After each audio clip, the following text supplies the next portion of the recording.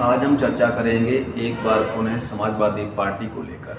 जी हां, समाजवादी पार्टी के राष्ट्रीय अध्यक्ष अखिलेश यादव जी जिस तरह से जनता के बीच में जाकर अपनी बात को रख रहे हैं, जनता के मुद्दों को उठा रहे हैं, जनता की बात को बता रहे हैं, उस तरह देखते हुए जिस तरह से उन्होंने देश की सबसे बड़ी मांग जाति जनगणना को लेकर हर मंच पे कर रहे हैं, हर सहयोगी संगठन के बीच में जाकर अपनी बात को रख रहे हैं, जिसको देखते हुए आज देश की सबसे बड़ी पार्टी भारतीय जनता पार्टी भी अब मजबूर होकर वो भी कहने लगी है कि जातीय जनगणना होनी चाहिए। साथ ही दूसरी पार्टी है कांग्रेस, जो अपना धरातल खो चुकी है, उस धरातल को कांग्रेस पुनः पाने के लिए वो भी जातीय जनगणना की लगातार बात कर रही है। और सबसे बड़ा मुद्दा देखने को मिला है मध्य प्रदेश विधानसभा चुनाव 2023 में। जी हां, जिस तरह से वहां पर समाजवादी पार्टी के राष्ट्रीय अध्यक्ष ने जनता के बीच में जाकर विजय रथ जो चलाया है, उन्होंने यात्रा के माध्यम से छोटी छोटी जो बड़ी जनसभाएं हुई, उनके अंदर आई हुई भीड़ को समाजवादी पार्टी के मंचों में उपस्थित मध्य प्रदेश के जन समर्थन को देखते हुए कांग्रेस और भाजपा घबराई हुई है। लेकिन आज हम यहाँ आपको दिखाएंगे कि उत्तर प्रदेश के राजधानी में लखनऊ के अंदर उन्होंने किस समाजवादी क्षेत्रीय दल को अपने साथ मिलाकर उनके साथ बैठकर मीडिया के सामने बात रखी है और उन्होंने किन किन मुद्दों को लेकर बात की है।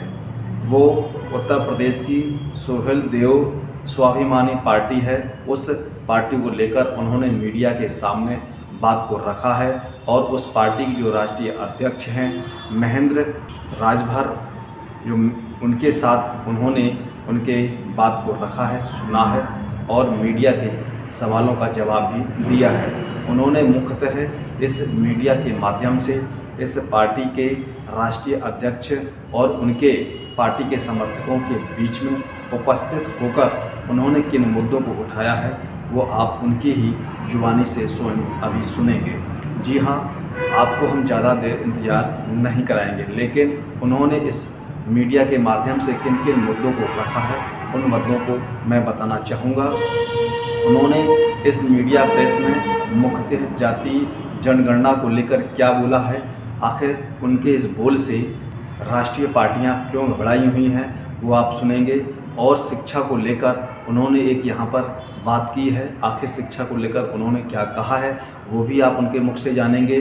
और सोहेल देव स्वाभिमानी पार्टी के संगठन को लेकर, दल के समर्थन को लेकर उन्होंने क्या बात रखी है, क्या राय है, उस राय को भी आप जानेंगे।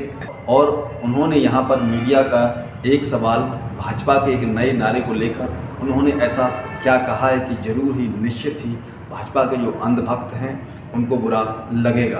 आखिर उन्होंने क्या कहा है उसको भी आप सुने।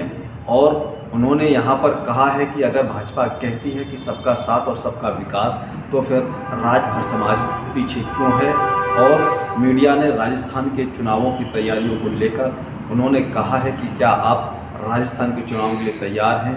और जिस तरह से उन्होंने यहाँ कहा है कि मध्य प्रदेश के अंदर वो चुनाव क्यों लड़े थे, मध्य प्रदेश के अंदर चुनाव लड़ने का क्या कारण था, वो भी आप उनके मुख से ही समझेंगे। और वो राजस्थान के अंदर चुनाव लड़ेंगे या चुनाव नहीं लड़ेंगे, और विधानसभा 2023 के चुनावों को लेकर वो क्या कह रहे हैं, ये सभी आप उनके ही मुख से जानेंगे। तो ज़्यादा देर ना करते हुए हम आपको सीधे वहाँ ले चलते हैं। सर, राजस्थान इलेक्शंस में के लिए भी तैयारियां शुरू हो चुकी है, बीजेपी का पूरा कैडर वहां पे मौजूद है। अभी मध्य प्रदेश में आप लोग भी कैंपेन खत्म करके आए हैं, अभी बाकी जो रात बचे समाजवादी पार्टी का, क्योंकि मध्य प्रदेश में संगठन था और मध्य प्रदेश के हमारे नेता लोगों ने कहा कि चुनाव लड़ें, इसलिए चुनाव हम लोग लड़े। राजस्थान में हमारी पार्टी के उतना मजबूत संगठन नहीं है, लेकिन उसके बावजूद भी जो स्वयं लड़ रहे हैं वो लड़ सकते हैं, वो लड़ रहे हैं। सर, तो क्या छोटे दलों के साथ ही यहाँ पे गठबंधन होगा कि पुराना गठबंधन ताज़ा करेंगे आप लोग? नहीं, जो दल हमारे साथ हैं पहले से वो साथ रहेंगे।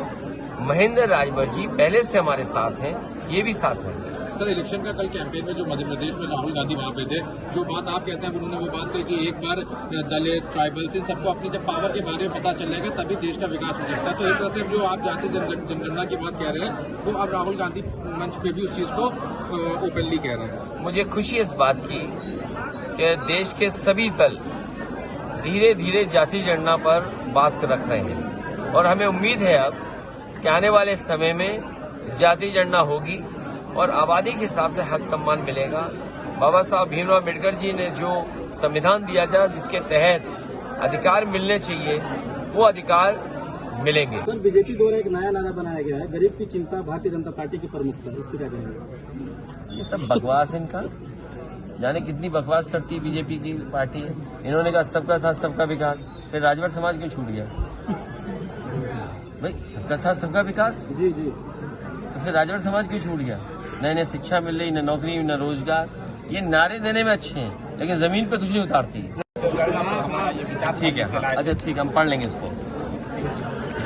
सुहेलदेव स्वाभिमान पार्टी के हमारे राष्ट्रीय अध्यक्ष महेंद्र राजभर जी और उनके संगठन के सभी पदाधिकारी और उनके कार्यकर्ताओं का ये कार्यक्रम था जिसमें मैं शामिल होने आया हूँ।